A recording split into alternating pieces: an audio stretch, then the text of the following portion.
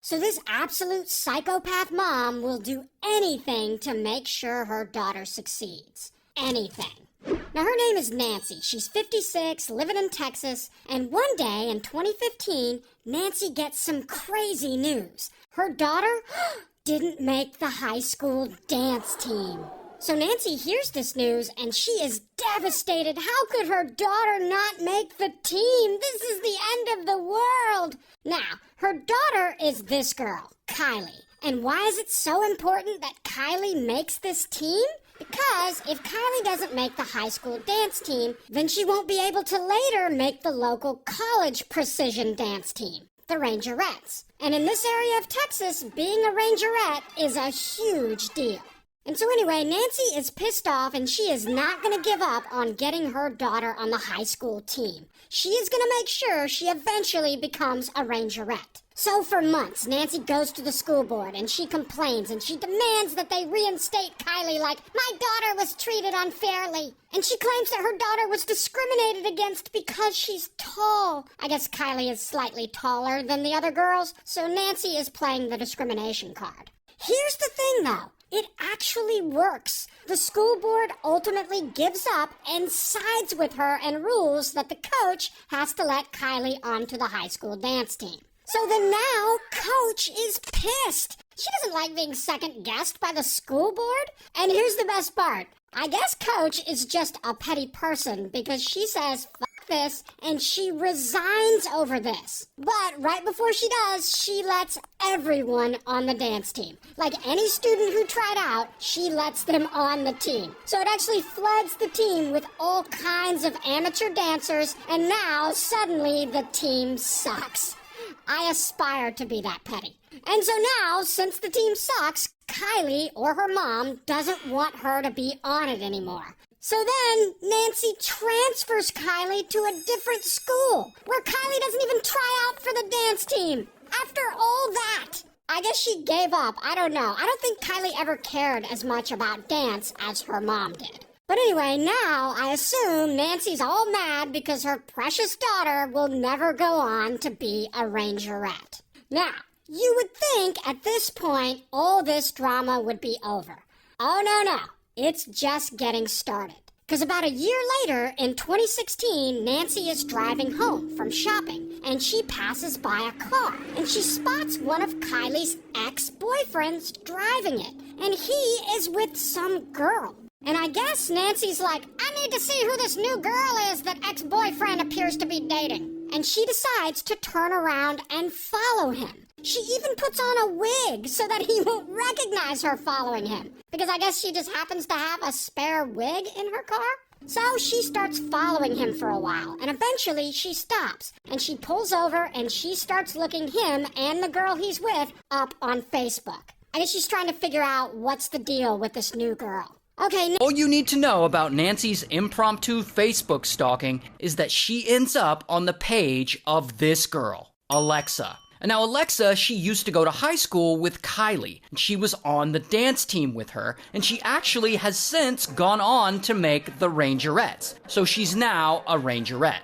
Also, there's Alexa's mom, who we'll just call Alexa's mom. And mom is the director of the Rangerettes. So maybe Nancy's looking at their Facebook profiles, feeling a little jealousy and resentment. But regardless, Nancy knows that Alexa is possibly friends with ex-boyfriend's new girl. And Nancy's like, I want information on this new bitch. I'm gonna go get it out of Alexa. And then, for whatever weird-ass reason, in that moment, Nancy just snaps. She is gonna get this information from Alexa. And so she drives right over to Alexa's house, because they live in the area. And from here, she makes sure she has her wig on, so no one will recognize her. Then she grabs a pew-pew and a roll of duct tape, because I guess she keeps those things in her car as well? Then, out of her trunk, she grabs a very large, novelty-sized snowman Christmas card. And she keeps a lot of weird shit in her car. Then, she goes and she knocks on Alexa's door.